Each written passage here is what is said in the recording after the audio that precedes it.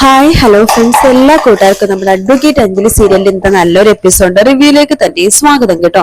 Channel ആദ്യമായിട്ടാ കാണുന്നുണ്ടെങ്കിൽ ഒന്ന് സബ്സ്ക്രൈബ് ചെയ്ത് ലൈക്ക് ചെയ്ത് സപ്പോർട്ട് ചെയ്യാൻ വേണ്ടി മറക്കല്ലേ. അങ്ങനെ എപ്പിസോഡ് തുടങ്ങുമ്പോൾ തന്നെ കാണിക്കുന്നത് അനുപമനെയാണ്. അനുപമ ശിവരാമനോട് പറയണ്ട്, അതെ ശിവരാമൻ സാറേ, അഞ്ജലി വരുമ്പോഴേക്ക് ഇതൊക്കെ ചോദിക്കണം.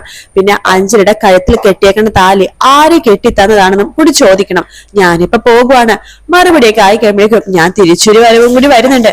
അപ്പൊ എനിക്കറിയണം ശിവരാമൻ സാറ് എന്ത് തീരുമാനമാണ് എടുത്തിരിക്കണേന്ന്. പിന്നെ അത് മാത്രല്ല, എന്റെ അനിയത്തി എന്ന് പറഞ്ഞ അഞ്ജലിനെ എനിക്കൊന്ന് അഭിനന്ദിക്കുകയോ വേണമല്ലോ എന്നൊക്കെ പറഞ്ഞിട്ട് നമ്മുടെ അനുപമ കാറിൽ കയറിയാർന്ന് പോവാട്ടോ. പോകുമ്പോ തന്നെ നമ്മുടെ ശിവരാമന് ചെറിയൊരു നെഞ്ചുവേദന പോലെ തോന്നുവാണ്. ശിവരാമൻ അകത്തേക്ക് കയറുന്നുണ്ട്. തൊട്ടു പിന്നാലെ നമ്മുടെ ശ്യാമളയും ഇന്ദിരയും ആര്യയൊക്കെ അകത്തേക്ക് പോകുന്നുണ്ട്. പിന്നീട് കാണിക്കുന്നത് അഞ്ജലിനെയും അതുപോലെ തന്നെ നമ്മുടെ അർജുനെയാണ്. രണ്ടുപേരും കൂടി ആ മഠത്തിലേക്ക്, ആ സിസ്റ്റർ വിളിച്ച സ്ഥലം ഉണ്ടല്ലോ, അവിടേക്ക് പോകുവാട്ടോ. അപ്പൊ അവിടേക്ക് ഇങ്ങനെ എത്തുന്ന സമയത്ത് നമ്മുടെ അഞ്ജലിനെ കുഞ്ഞപ്പൻ വിളിക്കാണ്. കുഞ്ഞപ്പന്റെ കൂടെ മധുവുണ്ട്. അപ്പൊ കുഞ്ഞപ്പൻ ഇങ്ങനെ ചോദിക്കുന്നുണ്ട്, ആ അഞ്ജലി നീ ഇത് എവിടെയാ? അയ്യോ കുഞ്ഞപ്പ, ഞാൻ കുറെ ദൂരെയാ. എന്താ കുഞ്ഞപ്പ? ആണോ, വരാൻ കുറെ വൈകോ? ഞാൻ വരാൻ ഒരുപാട് ലേറ്റ് ആകും എന്ന് പറയുമ്പോ തന്നെ മധു വേഗം ഫോം വാങ്ങിക്കാണ്. ഇങ്ങോട്ട് ഞാൻ സംസാരിക്കാം എന്ന് പറഞ്ഞിട്ട് ഫോം വാങ്ങിക്കാണ്. ഹലോ അഞ്ജലി, നീ എവിടെയാ? മധു, അത് വേറെ ആരോടും പറയണ്ട, പത്മയുടെ കാര്യത്തിന് വേണ്ടി ഞാനും രാജു കൂടി ഇപ്പൊ കുറച്ച് ദൂരെയാണ്. നീ എപ്പോഴേക്കാ വരാ? അയ്യോ ഞാൻ വരുമ്പോ എപ്പാവുന്നു എനിക്ക് തന്നെ നില നിശ്ചയമില്ല, ഒരുപാട് താമസിക്കും. എന്താ കാര്യം? അല്ല, കുഞ്ഞപ്പന്റെ ചിറ്റപ്പന്റെ അമ്മോളുടെ വിവാഹമാണല്ലോ നാളെ, നമുക്കെല്ലാം കൂടി ഒരുമിച്ച് പോകാന്നാണ് തീരുമാനിച്ചിരുന്നത്.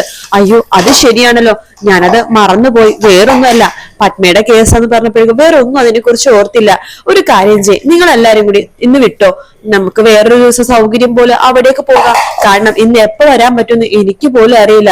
ശരി എന്നാ അങ്ങനെ ആയിക്കോട്ടെ, ഓക്കെ നിങ്ങൾ എന്നാ വിട്ടോ എന്ന് പറഞ്ഞിട്ട് അഞ്ജലി അങ്ങനെ പറയാണ്. അങ്ങനെ കുഞ്ഞപ്പനും അതും അവിടെ നിന്ന് അങ്ങോട്ട് പോകുന്നുണ്ട് കേട്ടോ. ശേഷം കാണിക്കുന്നത് അഞ്ജലി അടുത്ത് ഇങ്ങനെ അർജുൻ ചോദിക്കണ്ടേ, എന്താണോ എന്ത് പറ്റിയും ചോദിക്കുമ്പോഴേക്കും, ഓ അതൊന്നുമല്ല, നമ്മുടെ കുഞ്ഞപ്പൻ ഉണ്ടല്ലോ, കുഞ്ഞപ്പന്റെ ചിറ്റപ്പന്റെ മകളുടെ വിവാഹമാണ്. അപ്പൊ ഞങ്ങൾ എല്ലാരും കൂടി തലേ ദിവസം ഒരുമിച്ച് പോകാന്നാണ് വിചാരിച്ചത്. അപ്പൊ അതിനെ എന്നെ വിളിച്ചത്. ശരിയെന്ന് നമുക്ക് അകത്തേക്ക് പോയാലോ? ശരിയെന്ന് പറയാണ്. അങ്ങനെ അർജുനും അഞ്ജലിയും കൂടി അകത്തേക്ക് കേറുന്നുണ്ട്. അപ്പൊ ഒരു മദറും അതും ഫാദറും കൂടി അവിടെ നിന്ന് നടന്നു വരുവാട്ടോ. അവരോട് അർജുൻ ചോദിക്കണ്ടേ, ഈ മദർ സുപ്പീരിയറിന്റെ റൂം എവിടെയാ എന്ന് ചോദിക്കുമ്പോ അവര് തമിഴിൽ പറയുന്നുണ്ട്, കൊഞ്ചം മുന്നാടി പോയിട്ട് സ്ട്രൈറ്റ് പോകുമ്പോ എന്ന് പറയാണ്.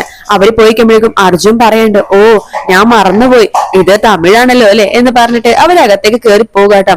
മദറിന്റെ റൂമിലേക്ക് എത്തുന്നുണ്ട്.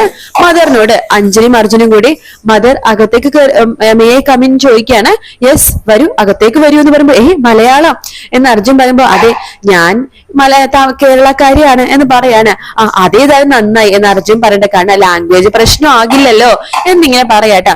അതിനുശേഷം അഞ്ജലി പറഞ്ഞിട്ട്, അത് ഞാനാണ് അഞ്ജലി, ഞാൻ രാജീവ് എന്ന് പറയാണ് അർജുൻ. നിങ്ങളെ കുറിച്ച് പത്മ പറഞ്ഞായിരുന്നു. പിന്നെ അഞ്ജലി വക്കീലാണ് കേസും കാര്യങ്ങളൊക്കെ നോക്കണേന്നും, അഞ്ജലി വക്കീല് പിന്നെ അഞ്ജലി ഒരു സിസ്റ്ററെ പോലെയാണെന്നും എല്ലാം പത്മ പറഞ്ഞിരുന്നു എന്നിങ്ങനെ പറയാണ്. അത് കേൾക്കുമ്പോഴേക്കും നമ്മുടെ അഞ്ജലിക്കാണെങ്കിൽ സന്തോഷാവാട്ടോ. അതിനുശേഷം അഞ്ജലി ചോദിക്കണ്ടല്ല, സിസ്റ്റർ പത്മേനെ എത്ര നാളുടെ കാണാതായിട്ടും അവൾ ഇതുവരെ ഞങ്ങളെ കോണ്ടാക്ട് പോലും ചെയ്തില്ല. പത്മേനെ ശരിക്കും സിസ്റ്ററിനെ എങ്ങനെയാ കിട്ടിയത് എന്ന് ചോദിക്കാണ്. അപ്പൊ അവിടുത്തെ ആ മദർ അന്ന് നടന്ന സംഭവങ്ങളൊക്കെ പറയാട്ടോ. എല്ലാ മാസവും ആദ്യത്തെ വെള്ളിയാഴ്ച ഞങ്ങൾ ഇവിടെ നിന്ന് ഒരു ധ്യാനത്തിന്, തൊട്ടടുത്തൊരു സ്ഥലത്ത് ധ്യാനത്തിന് പോവാറുണ്ട്. സാധാരണ ഹൈവേ വഴിയാണ് പോവാറ്. അന്ന് ഹൈവേ വഴി പോവാൻ പറ്റിയില്ല, വളഞ്ഞും തിരിഞ്ഞും ഒരു ഇടവഴി കൂടിയാണ് പോവേണ്ടി വന്നത്. അന്ന് പരിചയത്തിന് വഴി കൂടി പോകുന്നത് കൊണ്ട് വഴിയിലെ കാഴ്ചകളൊക്കെ കണ്ട് ഞങ്ങൾ എല്ലാവരും ഇരിക്കുന്ന സമയത്താണ് വണ്ടിയുടെ മുമ്പിലേക്ക് ഒരു പെൺകുട്ടി കിടക്കുന്നത് കാണുന്നത്. അവളാകെ അവശയായിരുന്നു. മരിച്ചൊരു പെൺകുട്ടി കിടക്കണേന്ന് ഞങ്ങൾ ആദ്യം വിചാരിച്ചത്. ഞങ്ങൾ എല്ലാവരും ആ പെൺകുട്ടിയുടെ അടുത്തേക്ക് പോയി എന്ന് പറയാണ്. അങ്ങനെ കഥ പറയാണ്. പത്മിങ്ങനെ റോട്ടിലിങ്ങനെ കിടക്കുന്ന കഥ പറയാട്ടോ.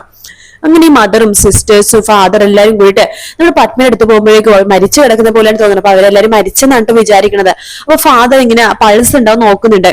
മദറിനോട് പറയണ്ട, മദർ പൾസ് ഇருக்கு, നമുക്ക് ഹോസ്പിറ്റലിൽ കൊണ്ടുപോകാം എന്ന് പറയാണ്. അങ്ങനെ പത്മനെ അവര് ഹോസ്പിറ്റലിലേക്ക് കൊണ്ടുപോവാണ്. അപ്പൊ മദർ പറയണ്ട അഞ്ജലി അടുത്ത്, ആ കുട്ടിയുടെ അവസ്ഥ വളരെ ദയനീയമായിരുന്നു. മാനസികമായിട്ട് ആ കുട്ടി ആകെ തളർന്നിരിക്കുമായിരുന്നു. ഒരു പെൺകുട്ടിനെ റോഡരികിൽ കിട്ടിക്കഴിഞ്ഞാൽ ആദ്യം പോലീസിനാണല്ലോ വിവരം അറിയിക്കേണ്ടത്. ഞാൻ പോലീസിന് വിളിക്കാൻ പോയപ്പോ കൂടെയുള്ള ഫാദറാ പറഞ്ഞത്, ഇപ്പൊ പോലീസിന് വിളിക്കേണ്ട, ആദ്യം ആ കുട്ടിക്ക് ബോധം വരട്ടെ, സംഭവിച്ചത് എന്താന്ന് അവള് പറയട്ടെ, ശേഷം പോലീസിന് വിളിക്കാന്ന്. അവളൊന്ന് സ്റ്റേബിൾ ആവട്ടെ എന്ന് ഫാദർ പറഞ്ഞുകൊണ്ടാ ഞങ്ങൾ പിന്നെ പോലീസിനെ അറിയിക്കാതിരുന്നതെന്ന് പറയുമ്പോ അഞ്ജലിക്കും അർജുനും ഭയങ്കര സന്തോഷമാവാട്ടോ.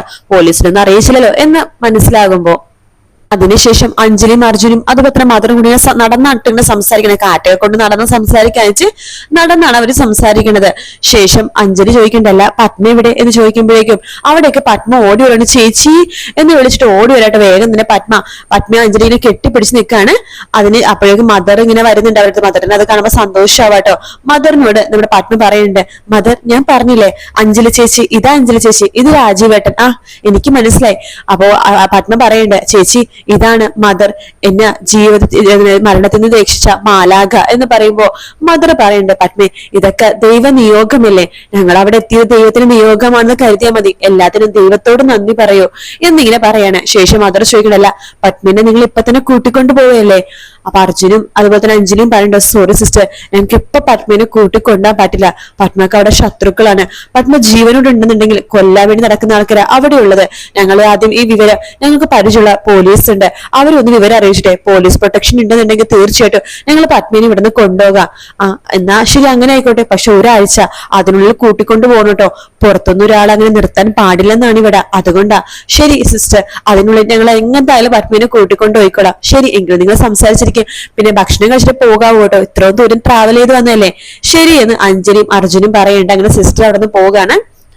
പത്മ എടുത്ത് അഞ്ജലി ഇങ്ങനെ ചോദിക്കണ്ട, പത്മേ നിനക്ക് കുഴപ്പമൊന്നുമില്ലല്ലോ? ഒരു കുഴപ്പമില്ല ചേച്ചി അത് പിന്നെ പറ, അത് പിന്നെ പറ പത്മേ. അത് അമ്പാടിയേട്ടൻ. ഓ അമ്പാടിയേട്ടൻ, രാജീവ് കേട്ടില്ലേ അമ്പാടിയേട്ടൻ? കേട്ടു.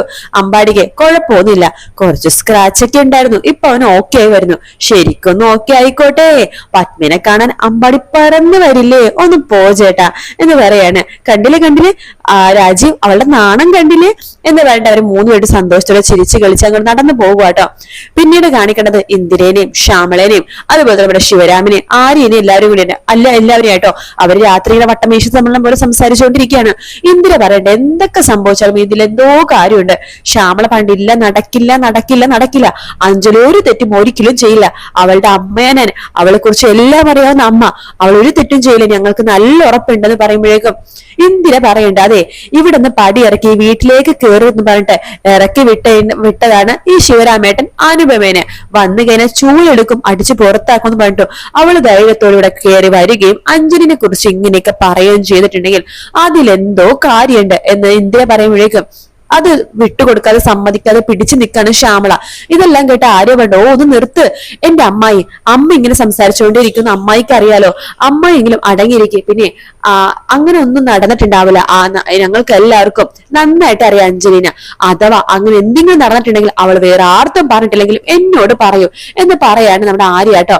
അതിനുശേഷം നമ്മുടെ ശിവരാം പറഞ്ഞ, ഓ ഒന്ന് മതി, ഒന്ന് നിർത്തല്ലാരും, അഞ്ജലി ഒന്ന് വന്നിട്ട് പോരെ സംസാരിക്കില്ലേ. പിന്നെ എന്റെ മോൾ അങ്ങനെയൊന്നും ചെയ്തെന്ന് എനിക്ക് നല്ല വിശ്വാസമുണ്ട്, കാരണം എന്റെ മോൾ ഒരിക്കലും എന്നെയും ഈ വീട്ടിലുള്ളവരെയൊന്നും ചതിക്കില്ല, അതിൽ ഞങ്ങൾക്ക് നല്ല വിശ്വാസമുണ്ട്, അതുകൊണ്ട് ഇതിനെ കുറിച്ചൊരു സംസാരം വേണ്ട എന്ന് പറഞ്ഞിട്ട് ശിവരാമൻ അകത്തേക്ക് പോകണം. അങ്ങനെ എല്ലാവരും കിടക്കാൻ വേണ്ടി പോകുന്ന ഭാഗത്തോടെയാണ് ഇന്നത്തെ എപ്പിസോഡ് തീരുന്നത് കേട്ടോ.